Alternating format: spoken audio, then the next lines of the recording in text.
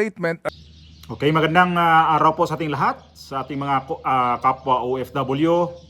Maraming po salamat sa inyo. Kung saan man abot ang ating video, saan man ninyo mapanood ito, anumang bansa ang abot nito. Ibig kong sabihin na mapanood ba to? Magandang araw po, magandang gabi sa ahang mga kapaisano diha sa San Carlos, Pilar, Bohol. Majong adlaw ninyo tanan diha, majong gabi amping mong tanan, tibuok Bohol ha, tibuok Pilipinas, tibuok kalibutan na. Okay, salamat sa inyong pagtambay sa ating YouTube channel at marami po salamat sa inyong pag-subscribe. Lalo na po sa lahat yan sa hindi pa po nakapag-subscribe.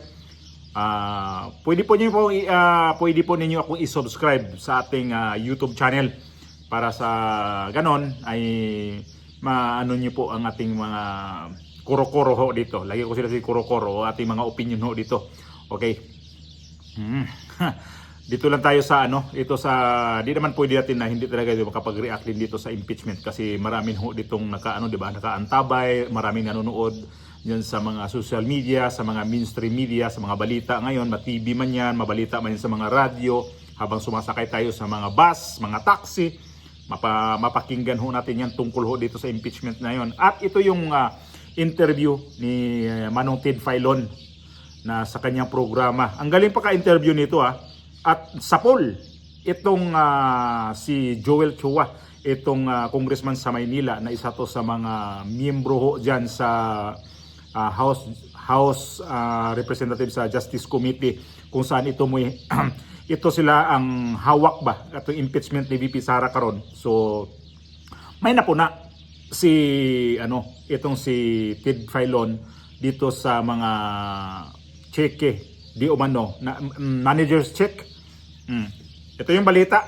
Ipasok ko muna to para dugtungan natin mamaya. Si Congressman Joel Chua po, isa po sa mga miyembro ng komite na nagkakaroon po ng pagdinig sa impeachment hearing, ni VP Sara. Magandang umaga po, Congressman. Una, at tinanong nga niya to si si Joel Chua, kung wala ka bang nakita dito, wala ka bang nabasa dito sa kanyang mga supplementary yung statement niya doon sa kanyang affidavit. At tinanong pa siya noon, binasa daw niya lahat. At nung tinanong na siya kung wala ba siyang napuna o wala ba siya napansin, wala daw siyang napansin noon. Hindi niya napansin daw yung mga discrepancy doon sa cheque. Na yung petsa na nagka-petsa ng April 23, noong 2023, na nasa kulungan na pala daw to si Madriaga. Although ito si Madriaga, hindi ko talaga to promise, hindi ko talaga to kung ano talaga ang kaso niya dito kasi di ba mayroong dito na kidnap or ransom daw ho ito. So kaya lang ngayon to lumabas nitong sa impeachment ni VP Sara na gawa nitong kinuha siya ni Dilima. At ito na ngayon nagkalitsi-litsi itong House of Representatives dahil dito sa tao na to na kinuha ni Dilima. Kung napanood ninyo yon na nung pagpasok pa lang ni Dilema, ang sabi niya na nice to meet you again. May sinabi siya doon. Yun pala, pinuntahan pala to ni Dilema sa kulungan. Kaya palang nice to meet you again. So, ito pa lang, ang ganda, ang galing ni Manong Ted Filon nito. At meron siyang, ang gusto ko lang kay Manong Ted mayroon siyang nasbanggit doon na mayroong basihan di umano ang impeachment ni VP Sara. Kaya ayan, nag-impeachment. Hindi ako nagagalit doon. Kasi ito siya, mas talaga siya mas hindi siya kagaya sa ibang mga media, mga anchor dyan na sobrang bias. Ito siya kasi, mayroon siyang gitna, mas pa nga siya minsan dito Hindi lang minsan, mas madalas pa siya ditong pabor kay VP Sara. Pero ito ngayon, yung sinabi niya na mayroong basihan, mayroon talagang basihan. Kahit ako mismo, mayroong basihan ang mga aligasyon dyan. Kung ano ba talaga, kagaya nga nitong, ang confidential fund, para sa akin, hindi ho talaga yan, sa basihan. Kasi nga, CF nga confidential nga At ang masaklap nito, ang ginagawa ngayon sa House of Representatives, itong si Madriaga, parang ang ano nila nito ay ano na, parang totoo na yung mga sinasabi. Kasi nga napanood ko nga yung mga congressman diyan magtatanong nga eh. Imbis na magtanong pa ng magtanong para laliman talaga kung ano talaga yung laman niya sa kanyang affidavit, babarahin ni Jervy Luistro. Clarificatory lang daw ang kanilang gagawin ngayon. Baka daw sila ma-technical sa Supreme Court kasi tinawag nga sila ng mini trial. Dito pa lang sa mga aligasyon dito ni Madriaga, nakikita ko nga dito itong mga congressman ngayon. Nagdadalawang isip kasi dito sa sinasabi ni Madriaga doon sa painting. Itong check na to, yung MC na to, itong manager check na may discrepancy yung petsa at mismo siya nasa kulungan. Paano nangyari nga naman? Paano nangyayari nga naman talaga to? Na kung titingnan nga natin to. So ang galing mo, Sir Ted. Ang galing mo, Manong Ted, dito sa iyong interview nito ni Joel Chua. At ang sabi pa nga ni Joel Chua, di ba?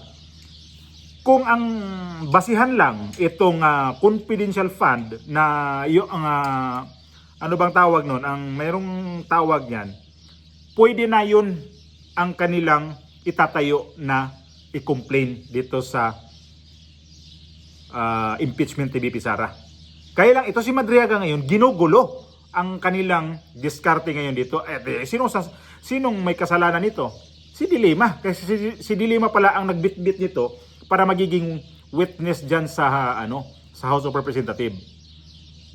Sila mismo dito nagdadalawang isip na ngayon dito sa impeachment nga pinasok nila to itong si Madriaga.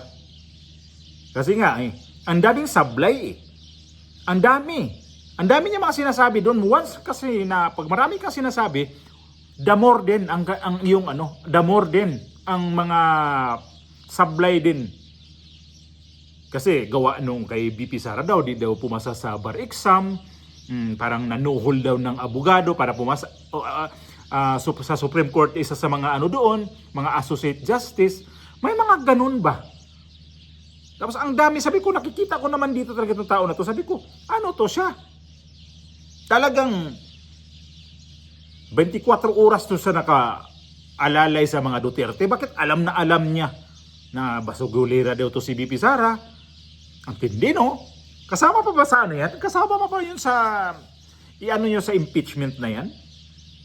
Ituloy ngayon, ito si Joel Chua, mukhang nakaramdam na tuloy. Ito, humihina ang complaint namin dito. Tinuwanan nga ni Sir Ted Filon Dahil nga, parehas kayo. Matawag ko dito ito si Joel Chua. Anga-anga talaga tong abogado na to. Anga-anga talaga tong congressman na to. Ito yung Ito, kung naalala natin itong congressman na to sa Maynila, nagpatayo ng barangay hall na sa sidewalk. Sino pong maniniwala dito sa inyo ngayon na itong Madriaga na yan, lumalambot na ang inyong paniniwala dahil kay Madriaga, dahil nabulabog kayo sa mga kasinungalingan ni Madriaga. Ako nga mismo, hindi ako abogado, nanood lang ako sa hearing. Nanood lang ako doon sa mga balita. Nakikita ko si Madriaga, ang dami ng mga sinungaling dala noon. Sabi ko nga, 98%. Ang 2% doon, regular pa. Ibig sabihin na regular ba? Ganyan-ganyan. Mukhang hindi totoo, mukhang totoo. Yan ang sabi ko, 98% lang naman ang dalang kasinungalingan ni Madriaga. Ayan na nga tuloy ngayon, nasilip itong manager's check o MC. Dito sa land bank ba yun? Tapos nagkaroon pa daw yan. Mayroon pa isang discrepancy. Nakita ko, di umano ay hindi yan sa elliptical road. Ang branch ng bangko na yan. Mismo yan, dito daw yung bangko na yan sa may dito sa may Visayas Avenue, hindi sa may elliptical road. Iba yung elliptical, iba yung Visayas Avenue. Although, magkalapit lang yan, elliptical, yung circle dyan, yung Quezon City Circle, yung pinakamalaking circle dyan. Yan ang tinatawag ng elliptical road. Yung harap mismo ng Quezon City Hall. Tapos yung bandang unahan, nandun makikita natin yung ano ba yan? Commonwealth Avenue, Visayas Avenue, North Avenue, ano pang ano sa isa diyan, East Avenue. Yan ho yung nagdugtong-dugtong ho. Yan nagdapang-abot yan ho diyan sa may ano. Yan sa may lugar na yan, yung elliptical road. Tapos mali daw ho yun, mali din. Kaya ito, sino ang gumawa ng MC na yan para sabihin na ito totoo yun? Ayun, sablay tuloy. Wala na maniniwala dyan. Kaya ito si Joel Chua, pinagtawanan tuloy siya ni Ted Filon, ni Manong Ted. Kasi anga-anga. Parang hindi lang masabi ni Manong Ted. Anga-anga yun kasi. Ayan. Napakatanga naman talaga sa mga kuya. Lalo si Dilema. Kung gusto talaga niyo ma-impeach itong Vice Presidente, ayusin niyo ang inyong mga inyong mga ebidensya na sa mga yung supplemental statement nga ni Madriaga, ang dami niyan doon yan magkaalaman sa pagdating sa Senado kasi may cross examination daw pagdating sa Senado itong si Madriaga. At ito nga yung pangamba ni Manong Ted. Baka pagdating doon magkabuhol-buhol yan si Madriaga. Nakikita nga natin sa ano pa lang ngayon, kung hindi lang tinatawag lang clarificatory. Kasi nga, imbis na magtanong, palaliman pa, babarahin ka, paano mag-clarificatory? Na ang daming pwedeng itanong, ang daming pwedeng ipalo-up na tanong. Pero wala yan, di pwede yan, di na yan pwede. Sabihin niya ni Luis kasi siya ang chief dyan sa Chief Committee on Justice sa House of Representatives. Naman. Okay. Ito impeachment ni VP Sara pagdating sa Senado. Kasi si VP Sara talaga, sa totoo lang, itong nanonood sa atin ngayon, ma-impeach naman talaga siya sa House of Representatives. Hindi naman talaga po pwede na hindi siya ma-impeach dyan. Kasi pipilitin talaga nila yan dyan na i-impeach ulit nila dyan. Kasi nung nakaraang taon, yan ang ginawa nila Ngayon, gawin nila ulit yan. Kasi lahat yan sa House of Representatives, ilan na naman tao ang kay VP Sara dyan? Ito mga Duterte. Ilang Duterte nandyan ngayon? 3, Yung si kapatid niya, pamangkin niya, tapos mayroong party list, tapos may pang isang congressman sa Mindanao, itong klarong-klaro talaga sa kanya yan. Itong si Isidro Ungab. Yan lang naman talaga ang dyan, itong 4 na to, ito si 3 Duterte, Di man natin nakikita to sa mga ganitong naghiring-hiring sa mga interview, wala rin, tahimik. Kaya si Ungab pwede pa na lumalabas doon yun sa mga hearing. Pero itong 3 Duterte hindi natin nakikita na talagang kagandahan dyan sa mga Duterte. Kasi hindi talaga nila ito mga Duterte kami, bahala na, basta ate ko to o kapatid ko to. Basta pinabayaan lang nila yung impeachment na yan. Wala silang pakialam dyan. Basta ang importante, Duterte kami, pero sige, kung anong gusto nyo, gawin nyo na. Yan ang kagandahan sa mga Duterte. Kasi hindi talaga sila nag-intervene ba. Hindi nila inaagaw yung atensyon nyo sa impeachment na yan. So, eto na nga ang mahal-mahal ng krudo sa Pilipinas. Shout out sa inyo dyan sa Pilipinas. Kayo ang pinakamahal ng krudo. Gasolina. Dito sa Espanya, kanina, galing lang kami sa sa siyudad kanina. Inobserbahan ko yung mga gasoline station ba na dinaanan namin. Dito nagtaas lang sila ng pinakamalaki na yung 50 centimos na euro.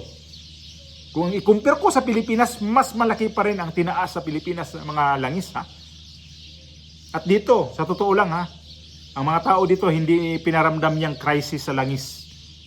Wala, hindi kagaya sa Pilipinas pati media. Lahat ng mga tao ginawa nilang parang tinatakot nila. Mga media dyan sa Pilipinas, grabe. Mga walang hiya talagang nasa ngayon sa media talaga. So, okay. Hanggang dito na lang po ako.